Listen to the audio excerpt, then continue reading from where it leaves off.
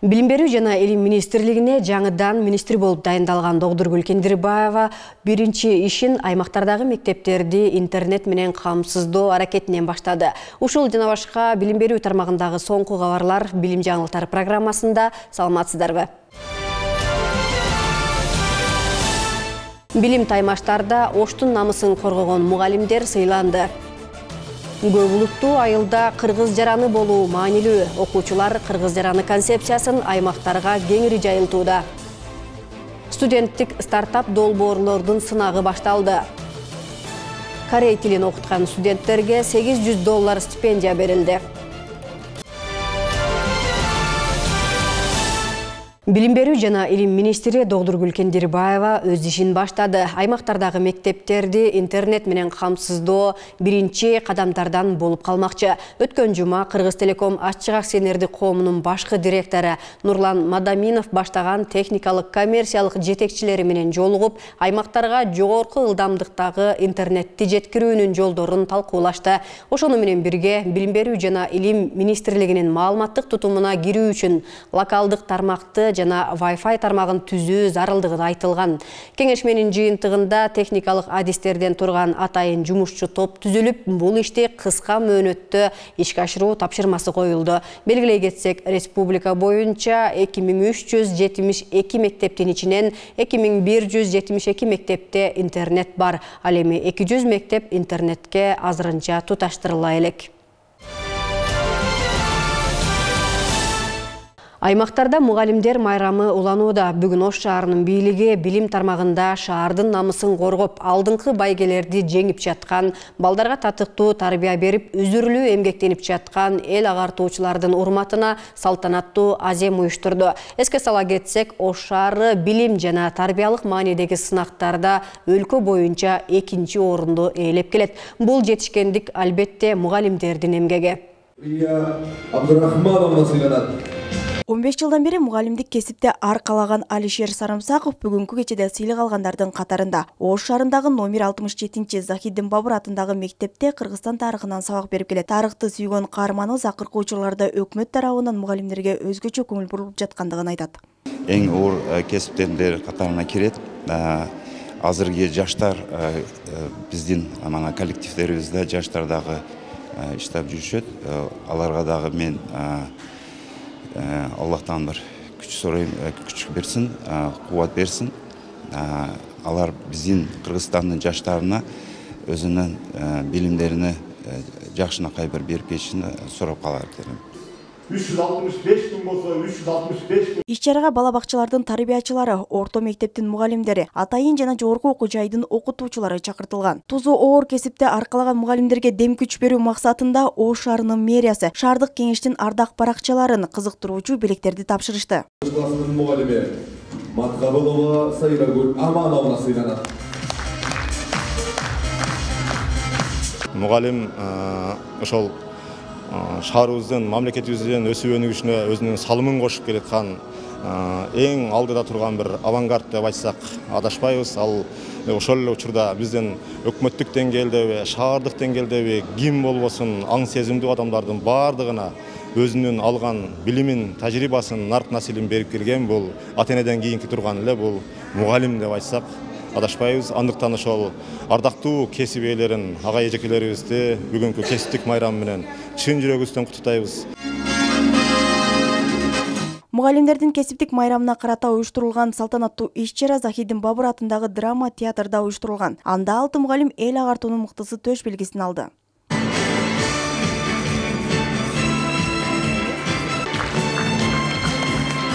Кызы Нургүл билим берүүнүн мыктысы төш белгиси менен сыйланат.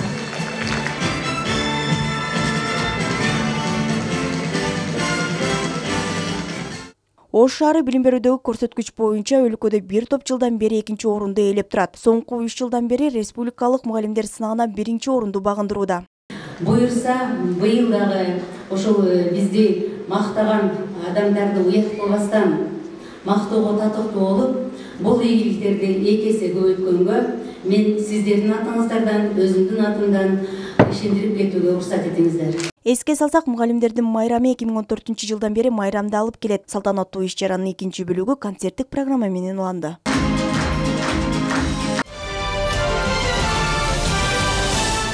Бишкектеги номер 74 мектептин мугалимдери тынчтык клубтары биримдик жана көп түрдүүлүк үчүн долбоору боюнча гранттык сынакка катышып 48 000 сом утуп алган. Бул каражатка алар кыргыз жараны концепциясын жайылтуу максатында бир катар иш-чараларды өткөрмөкчү. Ал үчүн атайын кабинет ачышкан. Ал жердеги аткарылып жаткан иш-аракеттерди кесиптешим Калия Карбекова баяндайт. Кыргыз жараны концепциясы мамлекеттин этникалык саясатынын биринчи стратегиялык документи болуп калды. Ал Кыргызстанда элдин биримдигин жана этностор аралык мамилелерди чыңдоону көздөйт. 2020-жылдын 13 ноябрында Кыргыз Республикасынын президентинин жарлыгы менен 2021-2026 жылдарга Кыргызстанда кыргыз жаранын деп жарандардын өзүн таануусун өнүктүрүүнүн концепциясы бекитилген. Учурда кыргызстандардын жарандык иденттүүлүгүн калыптандыруу максатында аталган концепция жүзөгө ашырылууда. Бул багытта тынчтык клубтары биримдик жана көп түрдүүлүк үчүн долбоорун алкагында Борбордогу номер 74 мектеп лицейде да тынчтык клубу ачылып иштей баштаган. Мектепте ачылган жаңы клуб окуучуларга, мугалимдерге кыргыз жараны концепциясын жайылтуу боюнча бир канча иштерди өткөрүүнү пландаштырды. Ошону менен бирге биздин клубда азыр 16 мүчө, андан сырткары 2 координатор мугалим бар. Алдыда ноябрь айына чейин 6 иш-чараны өткөрүү пландадык. Ошол иш-чаралар биздин мугалимдерге этностор аралык мамилени чыңдоо, окуучулар арасында толеранттуулук мамилени калыптандырууга, ошондой эле тынчтыкты орнотууга багытталган. Кыргыз жаранын өзөгүн көп түрдүүлүк, иденттүүлүк, өлкөдөгү этностордун тилин жана маданиятын сактоо, өнүктүрүү түзөт. Концепциянын негизги максаты Кыргыз Республикасынын бардык этностук жамааттарынын этно-маданий өзгөчөлүгүн сактоо менен жалпы жарандык иденттүүлүктү өнүктүрүү жана жайылтуу үчүн жагымдуу чөйрөнүн түзүү болуп саналгандыктан, бул милдеттерди аткаруу максатында номер 74 мектептин мугалимдери аталган долбоорун алкагында Ысык-Көл облусунда өткөрүлгөн тренингге катышып, долбоор жазуу жана мындан аркы клубдун ишмердүүлүгү боюнча окуулардан Мындан сырткары үстүбүздөгү жылдын ошол август айында жергиликтүү семинар болуп өттү. Ошол семинарга да катышып, мындан аркы ушул клубдун ишмердүүлүгүн жайылтуу, Кыргыз Республикасынын президенти тарабынан чыккан кыргыз жараны концепциясын ишке ашыруу, ушул багыттарда иш алып барып жатабыз.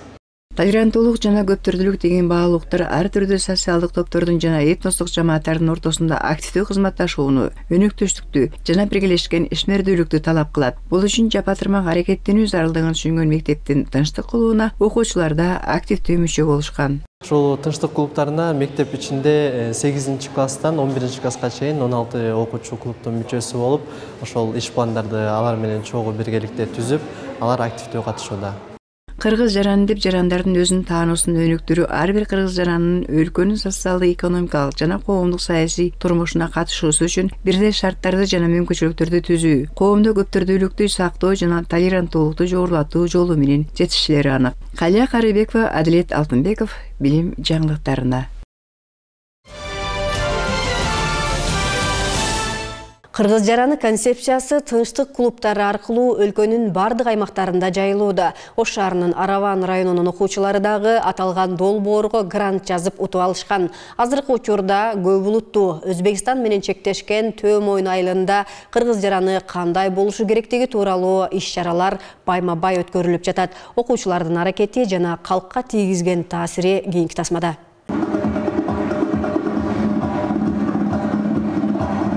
Аравандын Өзбекстан менен чектешкен Төөмойын айыл аймагында биз кыргыз жараныбыз аталышындагы достук фестивали болуп өттү. Ага аймактагы 10дон ашык мектептин атайын командалары катышкан. Ар бири бир этностун формасын кийип, бийим бийлеп, маданиятын чагылдырышты.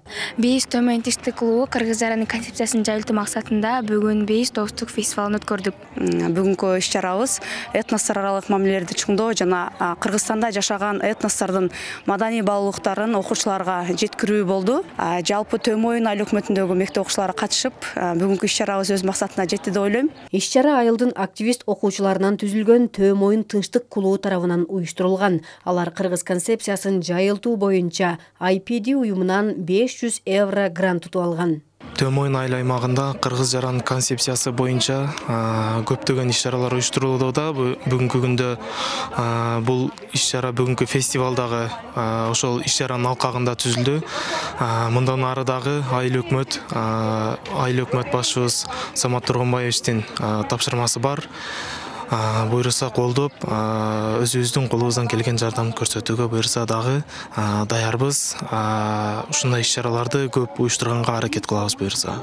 Эске сала кетсек, IPD уюмунан грант утуп алган тынчтык клубтары өлкөнүн бардык аймактарында кыргыз концепциясын жайылтуу менен алек.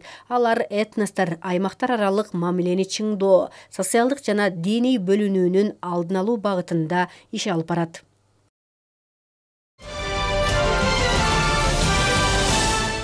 Билим берүү жана илим министрлиги студенттердин стартап долбоорлоруна сынак башталгандыгын жарыялайт. Мамлекеттик бюджеттен каржыланган долбоор ушул жылдын март айында башталган.